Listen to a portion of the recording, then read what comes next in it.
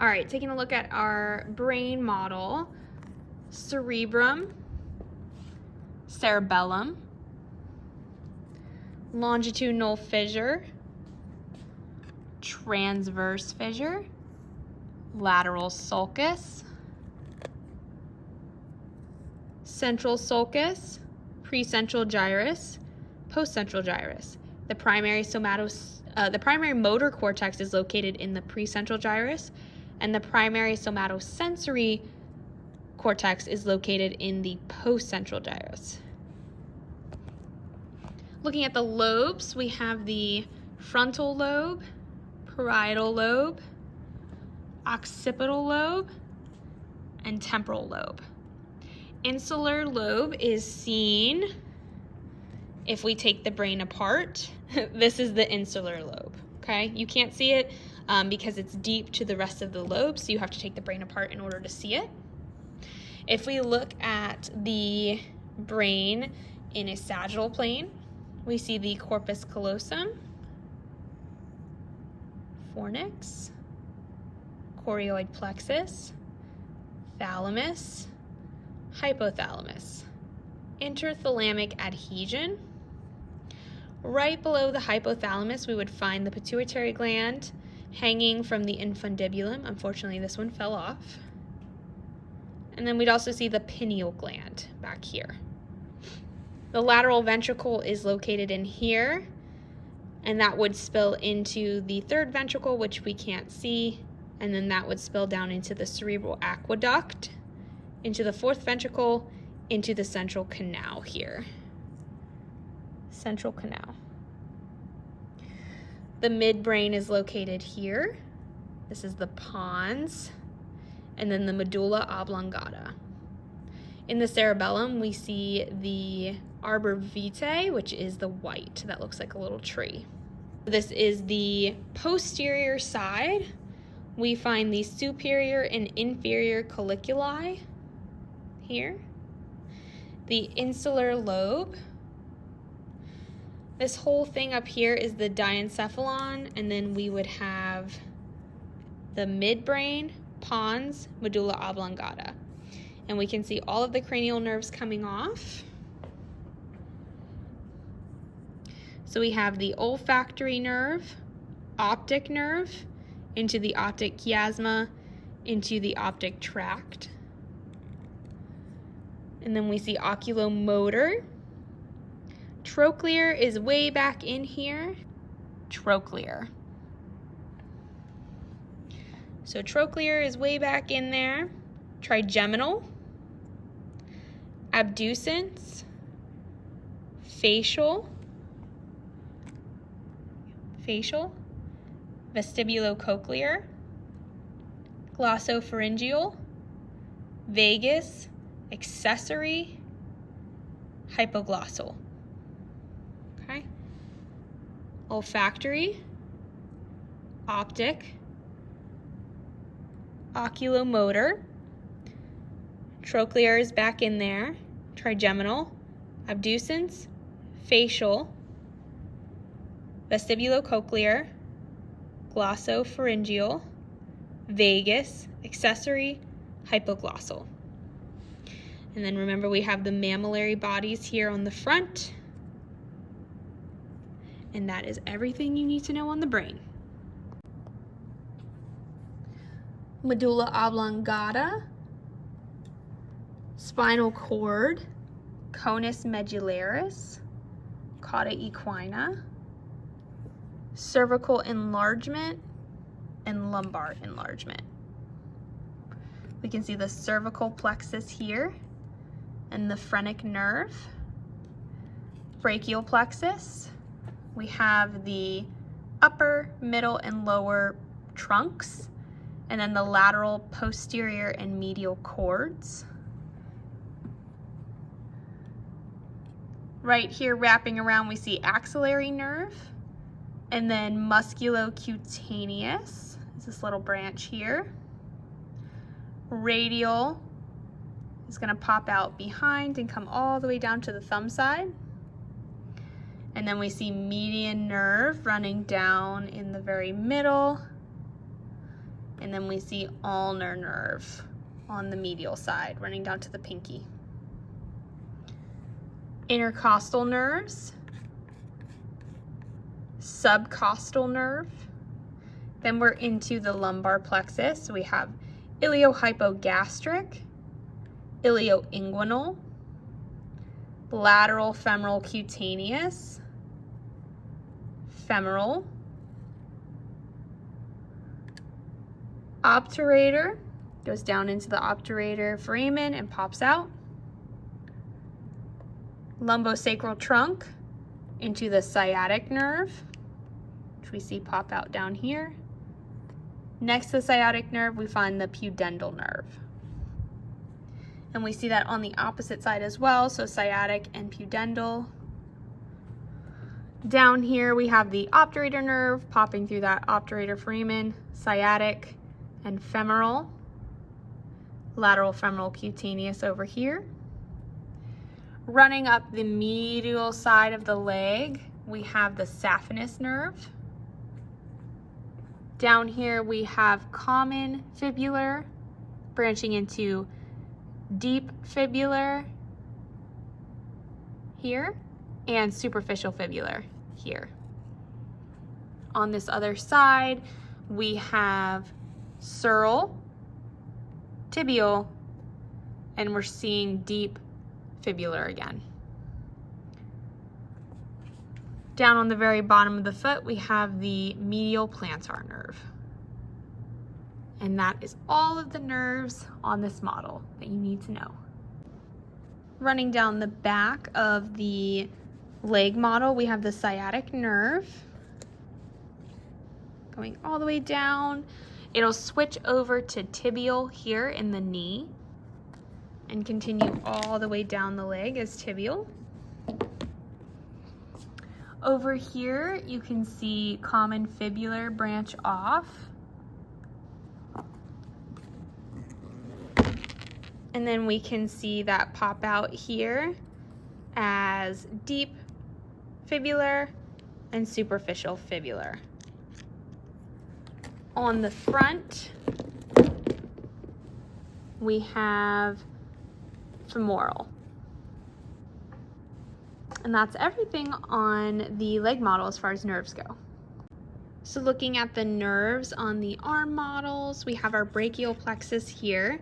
We can see the axillary nerve branching off, and it's going to wrap around, and we see it popping out here on the posterior side. This is musculocutaneous. This branch here is median.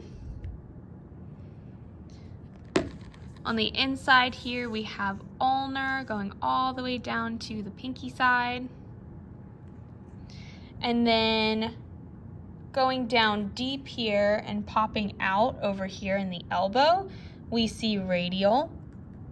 It's going to branch into deep and superficial radial, but I just need you guys to know that this going all the way down is radial, okay? And that is everything that you can see as far as nerves go on the arm model.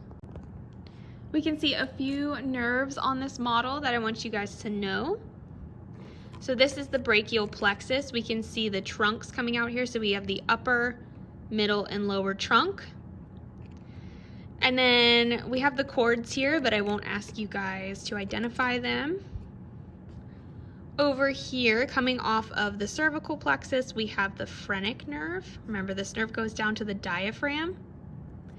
And then we can see the vagus nerve going all the way down into the thoracic and abdominal cavity. And that's all of the nerves that you need to know from this model. All right, so we can see some of the cranial nerves on this model here. So we have the olfactory nerve over here, optic. This really big one is trigeminal. Remember, there are 3 branches to trigeminal. And then we would also have abducens and trochlear here. So trigeminal, trochlear and abducens, optic, olfactory. And then we have the internal acoustic meatus. So remember that vestibulocochlear and facial are going to exit here. The jugular foramen, we have vagus, glossopharyngeal, and accessory exiting here. And this little one here is hypoglossal. So from the top again, we have olfactory, optic, trigeminal, abducens and trochlear, facial and vestibulocochlear, accessory, vagus, and glossopharyngeal, and hypoglossal. We can see those same ones over here. So we have optic, we can see abducens and trochlear, trigeminal, and then here this is showing the internal acoustic meatus, so we know that facial and vestibulocochlear are here. As far as the exam goes, so testing, I will only test you on the ones that are obvious or by themselves, so olfactory, optic, trigeminal, and hypoglossal. The other ones are too hard to tell apart, so I wouldn't ask you those. And that's it. All right, so taking a look at our neuron model, this whole thing is the body of the neuron. This is the nucleus. These little blue patches are Nissl bodies. Axon hillock, dendrites.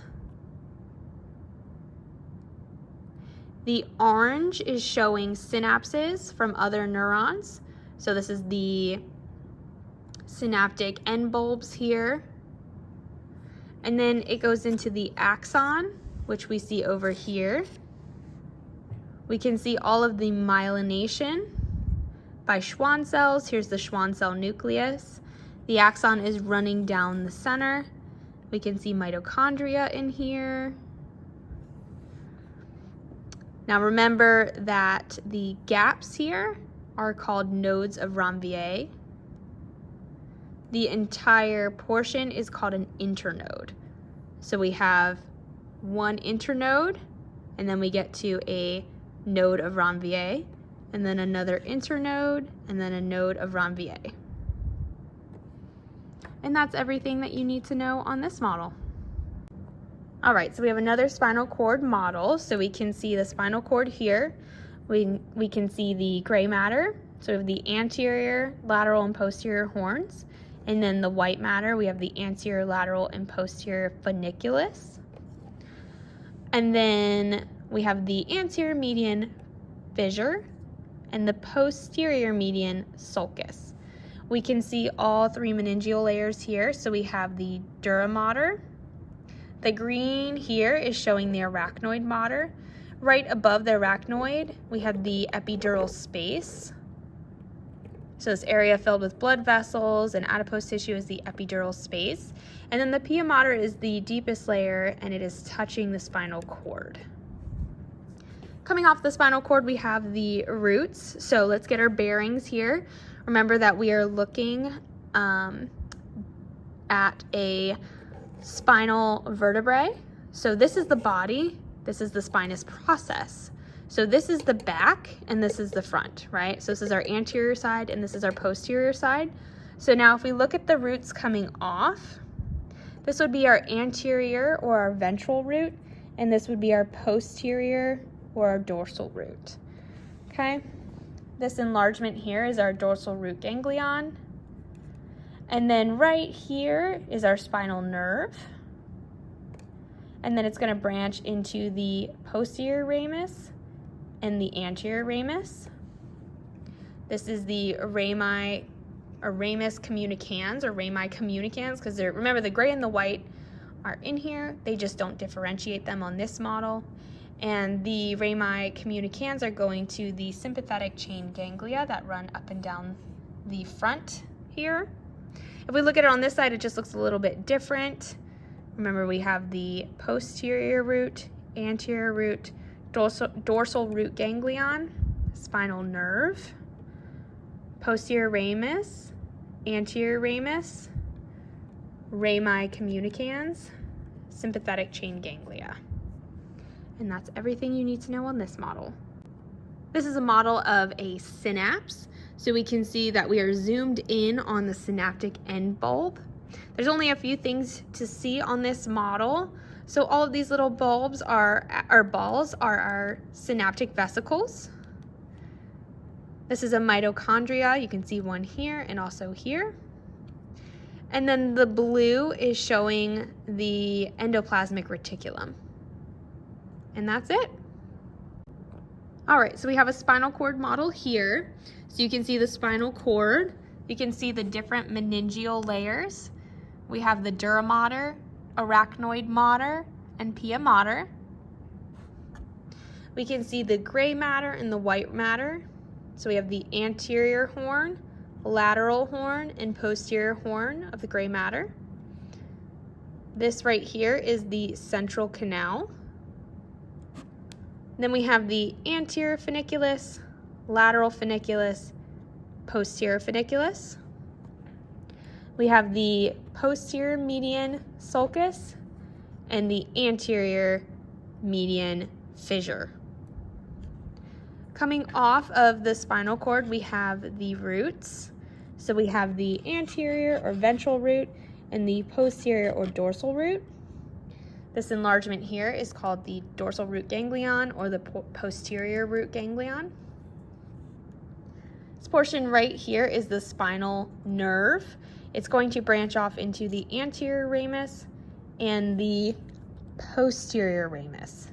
Anterior, posterior ramus. These little two nubs here are showing you the rami communicans. So we have the gray ramus and the white ramus communicans. And that is everything you need to know on this model. All right, let's go over our spinal cord model. So we have the vertebral column and then the spinal cord. We can see the gray matter here and then the white matter surrounding it. Remember, we have the different horns. So we have the anterior horn, lateral horn, posterior horn. And then we have the funiculi of the white matter. So we have the anterior funiculus, lateral funiculus, posterior funiculus. On the very front, we have the anterior median fissure. On the back, we have the posterior median sulcus. We can see the different meningeal layers. So we have the dura mater, arachnoid mater, and pia mater. Coming off of the spinal cord, we have the roots. So we have the posterior root or the dorsal root and the anterior root or the ventral root. Right here where it enlarges a little bit on the posterior root, we call that the posterior root ganglion or the dorsal root ganglion. This little portion here is the spinal nerve. It's going to split into the posterior rami and the, posterior ramus for one, and then anterior ramus. These branches here are the rami communicans. So we have the gray ramus and the white ramus communicans. And they attach to our sympathetic chain ganglia. And that's everything you need to know on this model.